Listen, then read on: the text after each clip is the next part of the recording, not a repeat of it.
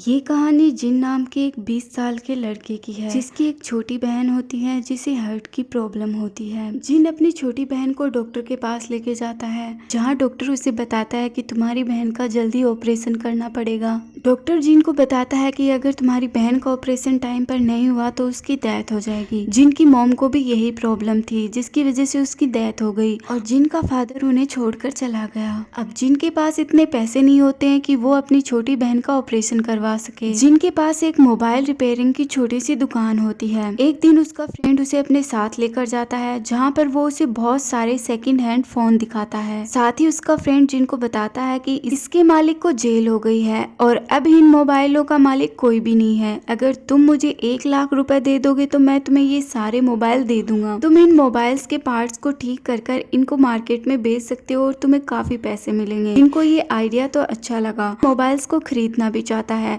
But उसके पास इतने सारे पैसे नहीं है। उसे मना कर देता है और वहाँ से 3-4 मोबाइल अपने साथ लेकर आ जाता है। मोबाइल्स को रिपेयर करता है जो पूरी तरह से ठीक हो जाते हैं। उनको एक शॉपकीपर के पास लेके जाता है और उसे कहता है कि ऐसे मेरे पास बहुत सारे मोबाइल हैं, मैं तुम्हें रिपेयर करके दे दूंगा, तुम इन्हें बेच देना और पैसे हम लोग 50-50 कर लेंगे। शॉपकीपर उसकी बात मान जाता है। इसके बाद में जिन बैंक में जाता है और अपनी दुकान पर लोन लेता है और अपने फ्रेंड से वो सभी फोन खरीद लेता है। सब कुछ सही चल ही रहा होता है तभी गवर्नमेंट एक नया रूल निकाल देती है कि कोई भी शॉपकीपर सेकंड हैंड फोन नहीं बेचेगा। अगर वो सेकंड हैंड फोन बेचेगा तो उसे जेल भी हो सकती है। मॉल वाला शॉपकीपर भी जिन से उसके फोन लेने से मना कर देता है पुलिस की डर से। जिन बहुत ज्यादा परेशान हो जाता है कि वो इतने सारे फोन का क्या करेगा। वो उन फोन की कंपनी के मैनेजर के पास जाता है और उसे बताता है कि मेरे पास आपकी कंपनी के बहुत सारे सेकंड हैंड फोन हैं, मैं उनके पार्ट्स बिल्कुल सही कर दूंगा और आप उन्हें दूसरी कंट्री में बेच सकते हो जिससे आपको बहुत ज़्यादा फायदा होगा। मैनेजर उसे फोन के पार्ट्स के क्वालिटी चेक के लिए कहता है। जिन फोन के सभी पार्ट्स को ठीक कर कंपनी में ले जाता है और उसे क्वालिटी चेक का सर्टिफिकेट भी मिल जाता है। जिन जब ये बात कंपनी के मैनेजर को बताता है तो मैनेजर अपनी बात से पलट जाता है। वो जिनकी बातों पर ध्यान ही नहीं देता।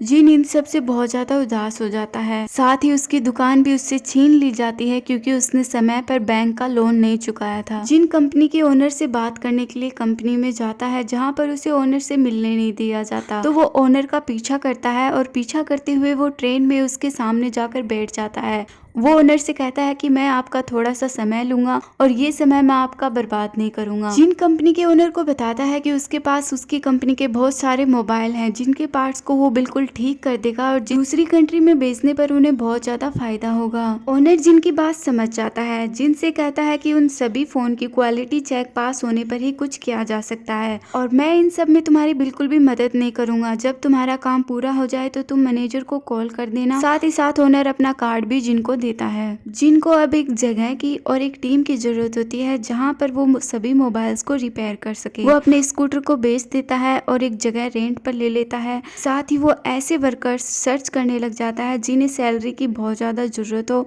और साथ ही उनके पास बहुत अच्छा एक्सपीरियंस हो। वो एक लेडी के पास जाता है जिसे काम की बहुत अच्छी समझ होती है बट एक्सीडेंट की वजह से वो सुन नहीं सकती है। जिन उसे अपना सारा आइडिया बता देता है। वो लड़की जिनके साथ काम करने के लिए तैयार हो जाती है। इसके बाद में जिन एक फाइटर के पास जाता है जिसके हाथों फाइटिंग के समय एक फाइटर की मौत हो जाती है जिसके कारण उसे भी कंपनी से निकाल देते हैं और अब उसके पास कोई भी काम नहीं होता और उसे मोबाइल रिपेयरिंग की काफी अच्छी समझ होती है। जिन उसे अपना आइडिया बताता है और अपनी टीम में शामिल कर लेता है। वो अपने एक फ्रेंड को भी शामिल कर लेता है जिसकी शादी होने वाली होती है। जिन अपनी सिस्टर के साथ अपने फ्रेंड की शादी में जाता है। जब रात को वो लोग घर पर वापस आ रहे होते हैं तो मकान मालकिन ने उनका सारा सामान बाहर निकाल दिया होता है। मकान मालकिन कहती है कि लास्ट 3 मंथ से तुमने इस घर का रेंट नहीं दिया है तो अब तुम यहाँ पर नहीं रह सकते। जिन अपनी सिस्टर के साथ फैक्ट्री में चला जाता है जहाँ पर वो अपनी सिस्टर के लिए बॉक्स से बेड बनाता है। एक दिन फैक्ट्री का मालिक आता है और उस जगह को खाली करने के लिए कहता है क्योंकि काफी दिनों से जिन ने उस जगह का रेंट नहीं दिया होता है। जिन कंपनी के मैनेजर के पास फिर से जाता है और उसे पैसों की हेल्प करने के लिए कहता है। बट मैनेजर साफ मना कर देता है। जिन अपने सभी वर्कर्स को सब कुछ सच बता देता है कि उसके पास अब कुछ भी नहीं है, उसके पास रहने के लिए घर भी नहीं है, उसके पास उसकी दुकान भी नहीं है और ना ही उसके पास पैसे हैं कि वो सभी को सैलरी दे पाए। जिन कहता है कि वो अब बिल्कुल हार चुका है, उसके पास कुछ भी नहीं है।